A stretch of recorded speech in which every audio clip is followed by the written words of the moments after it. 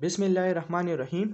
अस्सलाम वालेकुम dear students, मैं हूं आपका टीचर मोहम्मद ज़ुएब खान और आपको खुशामदीद कहता हूं आपके अपने यूट्यूब चैनल MZK मैथमेटिक्स में। डियर स्टूडेंट्स, हमने क्लास 11 मैथमेटिक्स सब्जेक्ट में एक्सरसाइज 2.2 स्टार्ट किया था। आज कुछ मज़ीद क्वेश्चन को सॉल्व करेंगे। Question number 13। क्वेश्चन 13 में कह रहे कि solve for x. Left hand side पे हमें एक डिटरमिनेंट दिया हुआ है, ये 9 के बराबर है। इसको आपने सॉल्व करना है और x की वैल्यू आपने निकालनी है। तो इंतहाई आसान है, देख ले। मैंने डिटरमिनेंट लिख दिया, इसको हम एक्सपेंडिंग बाय कॉलम 1 करेंगे। सर कॉलम 1 के जरिए क्यों एक्सपेंड करना चाहते हैं, रो 1 के जरिए क्यों नहीं करना चाहते? चाहे कोई भी रो या कॉलम ले ले, आपकी अपनी मर्जी है, आंसर पे कोई फर्क नहीं पड़ेगा।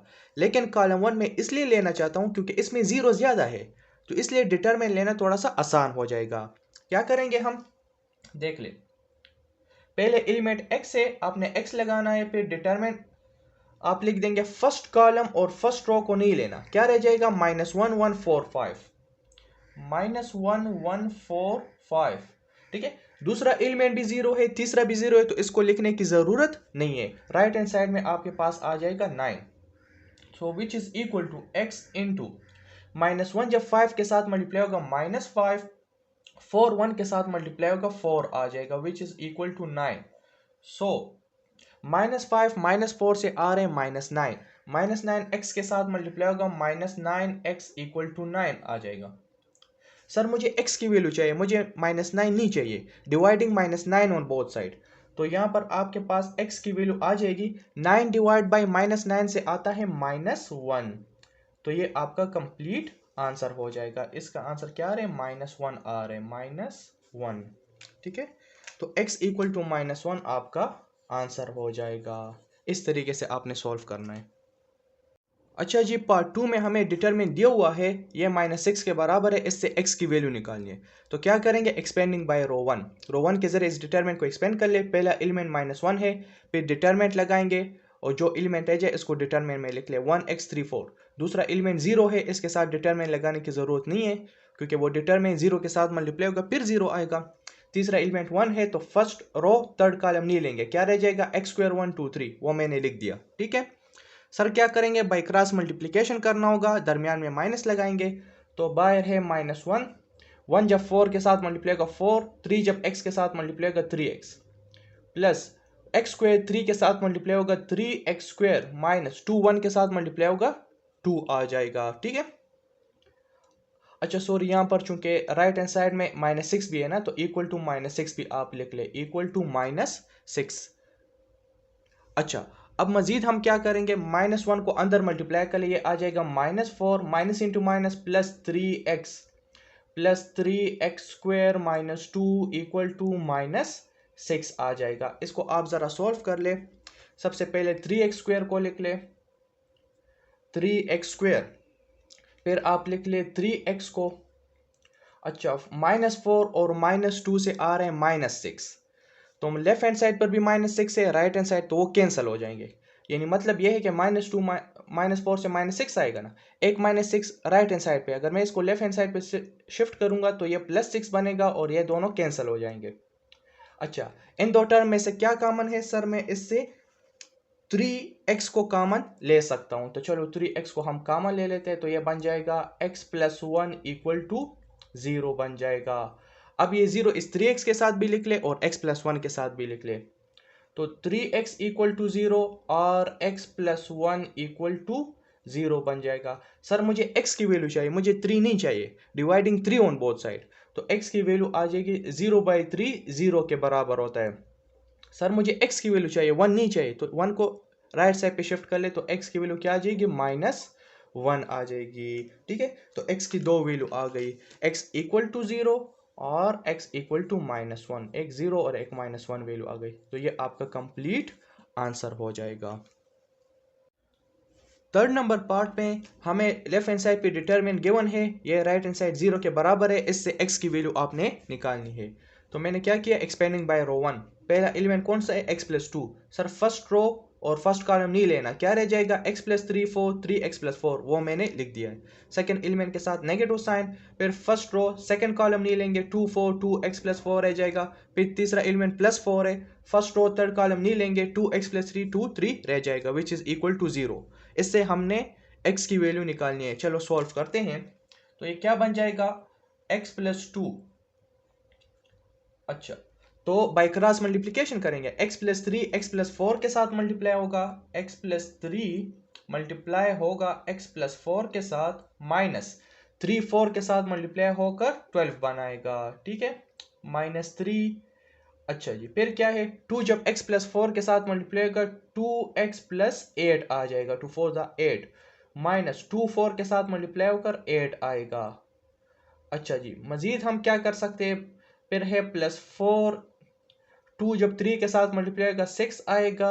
अच्छा, दरमियान में तो हमने माइनस लगाना होगा, 2x + 3 के साथ मल्टीप्लाई होकर 2x और +6 आएगा, लेकिन यहाँ पर ब्रैकेट भी लगाना ज़रूरी है क्योंकि ये माइनस फिर अंदर मल्टीप्लाई होगा। ठीक है, इस तरीके। अच्छा, और राइट हैंड साइड में 0 भी तो है ना, ये मैं भूल गया था, तो 0 लगाना भी ज़रूरी है। मज़ीद हम इसको सॉल्व करते हैं, तो ये बन जाएगा x + 2। तो इससे क्या आ रहे x जो है x + 4 के साथ मल्टीप्लाई होगा, तो इससे आएगा x² + 4x। 3 जो है x + 4 के साथ मल्टीप्लाई होगा, इससे आएगा 3x + 12 -12। ठीक है, अच्छा, -3 अंदर मल्टीप्लाई होगा, -3 2 6x आएगा, और अच्छा +8 और -8 तो कैंसिल हो रहे हैं ना, +8 और -8 ये तो ख़त्म हो जाएगा, सिर्फ यहाँ पर -6 रह जाएगा, प्लस 4 जो है 6 के साथ मल्टीप्लाई होगा, 4 6 24, माइनस 4 2x के साथ मल्टीप्लाई होगा, 4 2 8, इससे 8x आ जाएगा, माइनस इंटू प्लस माइनस, और 4 जब 6 के साथ मल्टीप्लाई होगा, 4 6 24 विच इज इक्वल टू 0 आ जाएगा। तो मजीद कैंसलेशन भी हो रही है, देख ले, +12 -12 के साथ कैंसिल, +24 -24 के साथ कैंसिल हो जाएगा। बाकी ये भी अंदर हम थोड़ा सा मल्टीप्लाई कर लेते हैं कि इससे क्या आता है। ठीक है, तो देख ले x + 2 है ना, यानी फर्स्ट ऑफ ऑल हम ये x लेते हैं, x को अंदर मल्टीप्लाई करते हैं, फिर +2 को, तो x को अगर x² के साथ मल्टीप्लाई किया जाए, इससे आ जाएगा x³ प्लस, अच्छा ये 4x है और 3x है, इससे क्या है 7x, तो जब x उस 7x के साथ मल्टीप्लाई होगा, इससे आ जाएगा 7x²। ठीक है ना, अब 2 की बारी है, 2 जब x² के साथ मल्टीप्लाई होगा 2x² आएगा, यहाँ पर तो 7x है, 2 जब 7x के साथ मल्टीप्लाई होगा, 2 7 14, तो इससे 14x आ जाएगा। फिर क्या रह जाएगा यहाँ पर, -6x और -8x, तो -6 और -8 बराबर होता है किसके, -14 के बराबर होते हैं। चलो -14 लिख देते हैं, -14x = 0। तो सर इसमें मजीद कैंसलेशन हो रही है कि देख ले, +14x -14x भी कैंसिल हो जाएगा, सिर्फ क्या रह जाएगा आपके पास, यहाँ पर रह जाएगा x³। अच्छा, 7x² और 2x² बराबर होते हैं 9x² = 0। इससे मैं क्या कॉमन ले सकता हूँ, इससे मैं x² कॉमन ले सकता हूँ, तो x² अगर आप कॉमन लेंगे, x + 9 = 0, तो ये 0 जो है क्या कर ले आप, इस x² के साथ भी अलग लिख ले और x + 9 के साथ भी, तो x² = 0 और x + 9 = 0 बन जाएगा। सर मुझे x चाहिए, मुझे ये स्क्वायर नहीं चाहिए, taking square root on both side, तो जब 0 का स्क्वायर रूट लेंगे वो 0 के बराबर है। सर मुझे x चाहिए, +9 नहीं चाहिए, तो इसको राइट हैंड साइड पे शिफ्ट करेंगे तो x = -9 आ जाएगा। तो मतलब इसका ये हुआ कि x की दो वैल्यू आ गई, एक 0 आ गया और एक -9, और ये आपका कंप्लीट आंसर हो जाएगा। क्वेश्चन नंबर 14 में कह रहे हैं कि show that if inverse of a square matrix exist then it is unique. कह रहे कि एक स्क्वायर मैट्रिक्स का अगर इनवर्स एग्जिस्ट करता है तो वो यूनिक होगा। वो क्या होगा, यूनिक होगा। तो इसको हमने शो करना है। तो सपोज हम करते हैं कि लेट दो मैंने इनवर्सेस ले लिए, let B and C be the two inverses of a square matrix. ठीक है ना, यानी हम कंट्रडिक्शन पर चलेंगे। मैंने सपोज कर लिया कि मेरे पास एक स्क्वायर मैट्रिक्स ए है, इसके दो इनवर्सेस एग्जिस्ट करते हैं, एक इनवर्स नहीं है। ठीक है ना, तो मैंने दो इनवर्सेस ले लिए हैं। अब इनवर्स की डिफिनीशन क्या है, देख ले, समझने की कोशिश करें कि अगर एक स्क्वायर मैट्रिक्स ए है, वो अपने इनवर्स के साथ जब मल्टीप्लाई होगा ना, तो उससे आइडेंटिटी मैट्रिक्स आएगा। क्या आएगा, आइडेंटिटी। ये डिफिनीशन है। ठीक है ना, अगर एक स्क्वायर मैट्रिक्स अपने इनवर्स के साथ मल्टीप्लाई होगा, चाहे राइट साइड से मल्टीप्लाई कर ले चाहे लेफ्ट साइड से, तो उससे आइडेंटिटी मैट्रिक्स ही आएगा। फॉर एग्जांपल रियल नंबर की अगर हम बात कर ले, मैं कहता हूं कि 2 मेरे पास एक रियल नंबर है, 2 के साथ ऐसा क्या मल्टीप्लाई कर ले कि इससे मल्टीप्लिकेटिव आइडेंटिटी 1 आ जाए। तो 1/2 मल्टीप्लाई करेंगे ना, तो 2 का जो इनवर्स है वो 1/2 है, 1/2 का जो इनवर्स है वो 2 है। बात की समझ आए, क्योंकि 2 2 के साथ कैंसिल 1 1 यानी 1 आ जाएगा। ठीक है, इसी तरीके से मैट्रिसेस में अगर ये एक स्क्वायर मैट्रिक्स ए है, मैं कहता हूं कि बी इसका इनवर्स है, ठीक है ना, तो बाय डिफिनीशन तो फिर क्या होगा, अगर मैं ए को बी के साथ मल्टीप्लाई करता हूं, चाहे राइट साइड से मल्टीप्लाई करता हूं चाहे लेफ्ट साइड से, तो इससे क्या आएगा, इससे आइडेंटिटी मैट्रिक्स आएगा। इससे क्या आएगा, आइडेंटिटी मैट्रिक्स आएगा। तो इसको आप इक्वेशन 1 का नाम दे दे। एंड मैंने क्या किया है, सी को भी मैंने तो इनवर्स लिया है ना इस स्क्वायर मैट्रिक्स ए का, तो सी की भी यही चूंकि ये भी इनवर्स है, तो by definition of inverse matrix क्या होगा कि ए को अगर मैं सी के साथ मल्टीप्लाई करूंगा, चाहे राइट साइड से मल्टीप्लाई कर लूं चाहे लेफ्ट साइड से, तो इससे भी आइडेंटिटी मैट्रिक्स ही आएगा। क्या आएगा, आइडेंटिटी मैट्रिक्स ही आएगा। अब देख ले मजीद, अच्छा यहां पर देख ले क्या किया, कंसिडर बी मैट्रिक्स है, बी जो है वो बी आई के बराबर है, यानी बी को अगर आप आइडेंटिटी मैट्रिक्स के साथ मल्टीप्लाई कर ले कोई फर्क तो नहीं पड़ता ना। देख ले जिस तरह रियल नंबर होता है, 2 को मल्टीप्लिकेटिव आइडेंटिटी 1 के साथ मल्टीप्लाई करे वापस 2 आ रहे, तो चाहे 2 लिख ले आप 2 × 1 लिख ले कोई फर्क तो नहीं पड़ता ना। बिल्कुल इसी तरीके से बी एक मैट्रिक्स है, अगर आप इसको आई के साथ प्रोडक्ट फॉर्म में लिख ले वापस इससे बी आएगा, तो बी को बी × आई फॉर्म में भी आप लिख सकते हैं, कोई फर्क नहीं पड़ता। अच्छा अब यहां पर देख ले, मैं लिख सकता हूं b इक्वल टू, ये b मैट्रिक्स अपनी जगह पर आ जाएगा, और i जो है वो किसके बराबर है, ac के बराबर है, तो i की जगह पर आप ac भी लिख सकते हैं। सर ये ac कहां से आया, यूजिंग 2 का इस्तेमाल करते हुए ये i आया है। ठीक है, इक्वेशन 2 में देख ले i जो है वो ac के बराबर है, तो लेफ्ट हैंड साइड में आपके पास है b which is equal to, अब आपको ऑलरेडी पता है कि मैट्रिसेस में एसोसिएटिव प्रॉपर्टी होल्ड होती है, तो बाय एसोसिएटिव प्रॉपर्टी ये ब्रैकेट लास्ट 2 मैट्रिसेस पर है, तो मैं पहले 2 मैट्रिसेस पर लगा सकता हूं, तो मैं लिख सकता हूं BA × C, इस तरह भी मैं लिख सकता हूं ना। सर ये कहां से आया, बाय एसोसिएटिव प्रॉपर्टी, ये मैंने क्या किया, एसोसिएटिव प्रॉपर्टी का इस्तेमाल किया है, एसोसिएटिव प्रॉपर्टी। ठीक है, अच्छा जी मजीद आप देख लें, और सर ये बी ए जो है ये किसके बराबर है, बी ए जो है वो फिर आइडेंटिटी मैट्रिक्स के बराबर है, तो मैं यहाँ पर लिख सकता हूँ b इक्वल टू आई, और c अपनी ही पोजीशन पर आ जाएगा। ये i कहाँ से आया है, यूजिंग 1 इक्वेशन 1 का इस्तेमाल करके ये i आया है। ठीक है ना, और आपको ये भी पता है कि आइडेंटिटी मैट्रिक्स किसी भी मैट्रिक्स के साथ मल्टीप्लाई हो जाए उससे वही मैट्रिक्स दोबारा आ जाएगा, यानी i मल्टीप्लाई c किससे के बराबर होगा, c के बराबर होगा। जिस तरह मैंने b को bi लिखा है, तो c को ci लिख सकते हैं या ic को c लिख सकते हैं, एक ही बात होती है।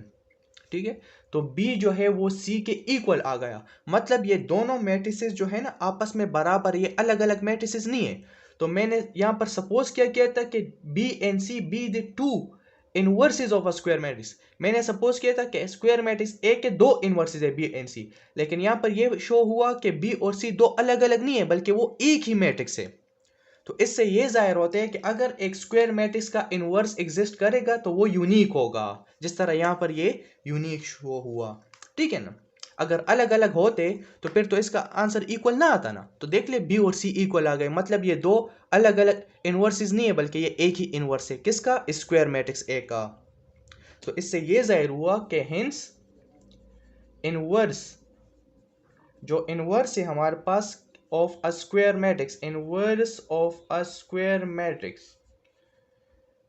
इफ एग्जिस्ट्स, इफ अगर किसी स्क्वायर मैट्रिक्स का इनवर्स एग्जिस्ट करता है, is always, then it will always unique, is always unique होगा, वो डिफरेंट नहीं आ सकता, वो यूनिक होगा। ये आपका कंप्लीट आंसर हो जाएगा। अच्छा जी, क्वेश्चन नंबर 15 में कह रहे हैं कि लेट a इक्वल टू, हमें एक मैट्रिक्स गिवन है, स्क्वायर मैट्रिक्स है, फाइंड a इनवर्स। इस स्क्वायर मैट्रिक्स का क्या फाइंड करना है, इनवर्स फाइंड करना है। तो वी नो दैट, हम जानते हैं कि a इनवर्स बराबर होता है 1/a determine adjoint of a। ठीक है ना, ये a इनवर्स का मैथमेटिकल फॉर्म है, इसको मैंने इक्वेशन 1 का नाम दिया। सबसे पहले हम क्या फाइंड करेंगे, ए डिटरमिनेंट फाइंड करेंगे। अक्सर स्टूडेंट गलती करते हैं कि वो एडजॉइंट फाइंड कर लेते हैं, एडजॉइंट पहले फाइंड नहीं करना। डिटरमिनेंट फाइंड करना है, क्योंकि अगर ए डिटरमिनेंट 0 के बराबर आ जाए तो फिर आप इसका इनवर्स फाइंड नहीं कर सकते, ठीक है ना। यानी सिंगुलर मैट्रिक्स का इनवर्स एग्जिस्ट नहीं करता, नॉन सिंगुलर मैट्रिक्स का इनवर्स एग्जिस्ट करता है, ये बात आपने याद रखनी होगी। तो सबसे पहले डिटरमिनेंट फाइंड करेंगे। अगर डिटरमिनेंट नॉट इक्वल टू 0 हुआ तब हमने एडजॉइंट फाइंड करना होगा, फिर आप उसका इनवर्स एग्जिस्ट करेगा अगर पुटिंग वैल्यूज कर ले, ठीक है ना। क्योंकि अगर ए डिटरमिनेंट 0 के बराबर आ जाए और यहां पर आप इस इक्वेशन 1 में पुट कर ले तो 1/0 तो इज अनडिफाइंड, वो तो अनडिफाइंड होता है। इसलिए सबसे पहले आपने डिटरमिनेंट को चेक करना होगा कि ये 0 आ रहा है कि नॉट इक्वल टू 0। तो मैंने क्या किया है, एक्सपेंडिंग बाय रो 1, तो ये आ जाएगा ए डिटरमिनेंट इक्वल टू, पहला एलिमेंट 0 है 0 लगा दे, दूसरे के साथ -2 आप लिख देंगे। अच्छा, फिर डिटरमिनेंट आपने लगाना होगा। अब फर्स्ट रो सेकंड कॉलम नहीं लेंगे तो -1 2 1 5 रह जाएगा, -1 2 1 5 रह जाएगा। तीसरा एलिमेंट है +2 है, फिर आपने फर्स्ट रो थर्ड कॉलम नहीं लेना, -1 3 और 1 0 रह जाएगा, ठीक है ना। तो अब ये बराबर होगा ए डिटरमिनेंट इक्वल टू, बाहर है -2, -1 5 के साथ मल्टीप्लाई होगा -5, 1 2 के साथ मल्टीप्लाई होगा -2 बन जाएगा, फिर है +2, -1 0 के साथ 0, 1 3 के साथ मल्टीप्लाई होगा 3 बनाएगा। तो -5 -2 से -7 आएगा, माइनस इंटू माइनस +2 7 ज़ा 14 आ जाएगा, प्लस इंटू माइनस -2 3 ज़ा 6 आएगा। तो ए डिटरमिनेंट आपके पास 14 - 6 8 के बराबर होते हैं, which is not equal to 0। तो ये सर हमारे पास 0 के बराबर नहीं है, तो मतलब ये हुआ कि हम इसका इनवर्स फाइंड कर सकते हैं कि ए इनवर्स एग्जिस्ट होता है, ठीक है ना। अगर ये 0 के बराबर आ जाता तो आप लिख दें कि इसका इनवर्स एग्जिस्ट नहीं होता, ठीक है। तो now we find adjoint of A. अब एडजॉइंट फाइंड करने के एडजॉइंट का तरीका है कि सबसे पहले आपको ये जो ए मैट्रिक्स गिवन है इसके एलिमेंट्स को रिप्लेस कर ले इसके कोफैक्टर से। यानी यहाँ पर लिखना होगा A11 A12 A13, फिर आपने लिखना होगा A21 A22 A23 A31 A32 A33, ठीक है। आपने इस एलिमेंट्स को रिप्लेस करने कोफैक्टर से। सबसे पहले ये कोफैक्टर फाइंड करेंगे, फिर जब आप इस कोफैक्टर के एलिमेंट्स का ट्रांसपोज लेंगे तभी वो आपके पास क्या कहलाएगा, एडजॉइंट वो बन जाएगा। तो कोफैक्टर किस तरह फाइंड करेंगे, we know that A I J वो बराबर होते हैं -1 power i plus J M I J के बराबर होता है, ठीक है ना। तो अगर आपने A11 फाइंड करना है तो ये बराबर होगा -1 पावर 1 + 1 M11 के बराबर होगा, ठीक है। चलो M11 भी लिख देते हैं, M11 minor of an element 11। तो ये बन जाएगा A11 which is equal to -1 power 2 minor 11 का मतलब ये M11 का कि आपने फर्स्ट रो और फर्स्ट कॉलम नहीं लेना, जो रह जाए इसको डिटरमिनेंट में लिख ले। तो 3205 रह जाएगा, 3205 आ जाएगा। तो आपके पास A11, ठीक है, बेस में माइनस है पावर इवन है तो इससे +1 आएगा और +1 लिखने की जरूरत नहीं है। अच्छा, इस डिटरमिनेंट को सॉल्व कर ले, 3 5 ज़ा 15 आ जाएगा, 15 और 0 मल्टीप्लाई होगा तो 0 आएगा, उसको लिखने की जरूरत नहीं। तो ये आपके पास A11 की वैल्यू आ जाएगी 15, ठीक है। इसी तरीके से आपने A12 फाइंड करना है, A13 A21 A22 A23। तो ये मैं तमाम फाइंड कर लेता हूं, ठीक है। तो A12 मैंने फाइंड कर लिया, बाहर आएगा माइनस, बिकॉज आप जब इस फार्मूले में पुटिंग करेंगे -1 पावर क्यूब आएगा ना, 1 + 2 क्यूब, तो बेस में माइनस है, पावर ओड है तो माइनस साइन रहेगा। अब आपने फर्स्ट रो सेकंड कॉलम नहीं लेना, फर्स्ट रो सेकंड कॉलम जो रह जाए उसको डिटरमिनेंट में लिख ले, इसको सॉल्व कर ले, आपके पास 7 आ जाएगा। अब हम फाइंड करेंगे A13 फाइंड करेंगे इस फार्मूले में, जब आप पुटिंग करेंगे -1 पावर 1 + 3 से आएगा 4, तो बेस में माइनस एक पावर इवन है तो वो माइनस खत्म हो जाएगा, सिर्फ आपने माइनर लेना होगा 1 और 3, यानी फर्स्ट रो और थर्ड कॉलम नहीं लेंगे। क्या रह जाएगा, -1 3 1 0, तो इससे आएगा -1 0 आ जाएगा, -3 तो A13 की वैल्यू हो जाएगी -3। अब आपने फाइंड करना है A21, तो बाहर माइनस साइन रहेगा, फिर आपने डिटरमिनेंट लगाना होगा, -2 रहेगा क्योंकि 2 + 1 जो है वो क्यूब के बराबर है, तो पावर ओड होगा तो माइनस रहेगा। अब आपने सेकंड रो फर्स्ट कॉलम नहीं लेना, तो 2 2 0 5 रह जाएगा, तो बाहर माइनस है, 2 5 ज़ा 10, तो इसे आएगा -10 आ जाएगा। क्या आ जाएगा, -10। अब आपने A22 फाइंड करना है, तो माइनस तो बाहर खत्म हो जाएगा बिकॉज़ पावर इवन है, 2 + 2 4 के बराबर है। अब आपने सेकंड रो सेकंड कॉलम नहीं लेना, सेकंड रो सेकंड कॉलम, तो 0 2 0 2 और 1 5 आ जाएगा, तो 0 और 5 0, दरमियान में माइनस आएगा, 1 और 2 2 के बराबर है, तो इससे आ जाएगा -2 आ जाएगा। अब आपने 8 2 3 को फाइंड करना है, तो 2 + 3 5, पावर और होगा तो माइनस साइन रहेगा। अच्छा, तो अब आपने क्या करना है, सेकंड रो थर्ड कॉलम नहीं लेना, तो ये बन जाएगा 0 2 1 0, तो बाहर माइनस है और 0 0 आ जाएगा, -1 2 से 2 आएगा, तो इससे +2 आ जाएगा। क्या आएगा, +2 आ जाएगा। A31 फाइंड करना है, A31 3 + 1 4, तो माइनस खत्म हो जाएगा। आपने थर्ड रो फर्स्ट कॉलम नहीं लेना, 2 2 3 2 रह जाएगा, 2 2 3 2, तो 2 × 2 4 के बराबर है, 3 2 6, इससे आ जाएगा -2 आ जाएगा। A32 फाइंड करेंगे तो 3 + 2 जो है वो पावर ओड होगा तो माइनस साइन रहेगा। थर्ड रो सेकंड कॉलम नहीं लेना, 0 2 -1 2 आ जाएगा, तो बाहर माइनस है 0 2 के साथ। अच्छा, यहाँ पर आएगा -1 2 के साथ, यानी 0 और +2 आएगा, तो इससे भी -2 आ जाएगा। ठीक है, लास्ट एक फैक्टर रहेगा A33, तो फार्मूला क्या है, -1 पावर 3 + 3 बन जाएगा ना, -1 पावर 3 + 3 M33, तो ये बन जाएगा -1 पावर 6 M33 का क्या मतलब है कि थर्ड रो थर्ड कॉलम नहीं लेना, 0 2 -1 3 रह जाएगा, 0 2 -1 3, तो देखिए बेस में माइनस है, पावर इवन है, तो माइनस खत्म हो जाएगा, +1 रह जाएगा, +1 लिखने की जरूरत नहीं, सिर्फ अंदर डिटरमिनेंट को सोल्व कर लो, 0 × 3 0, ठीक है, और बाहर फिर दरमियान में माइनस आएगा, -1 × 2 से -2 आता है, लेकिन एक माइनस है तो ये +2 बन जाएगा, तो ओवरऑल आपके पास आएगा +2। तो इन तमाम वैल्यूज को आपने यहाँ पर लिखना होगा, तो इन तमाम वैल्यूज को आप लिख ले। मैट्रिक्स फॉर्म में A11 की वैल्यू आ रही है 15, A12 की वैल्यू है 7, A13 की वैल्यू है -3, A21 की वैल्यू -10, फिर है A22 -2 के बराबर है, A23 2 के बराबर है। अच्छा, A31 -2 है, A32 जो है वो भी -2 है, A33 +2 है। तो जब आप इसका ट्रांसपोज लेंगे, जब आप क्या करेंगे, इसका ट्रांसपोज लेंगे, तभी आपके पास ये क्या होगा, एडजॉइंट कहलाएगा। तो एडजॉइंट ऑफ मैट्रिक्स ए ये बन जाएगा क्या, जब आप इसका ट्रांसपोज लेंगे, फर्स्ट रो फर्स्ट कॉलम में चेंज हो जाएगा, 15 7 -3, सेकेंड रो सेकेंड कॉलम में इंटरचेंज कर ले, -10 -2 2, थर्ड रो थर्ड कॉलम में -2 -2 एंड 2, तो ये आपके पास एडजॉइंट ऑफ मैट्रिक्स ए आ जाएगा। Putting all these values in equation 1, या इस तरह लिख ले कि सो इक्वेशन 1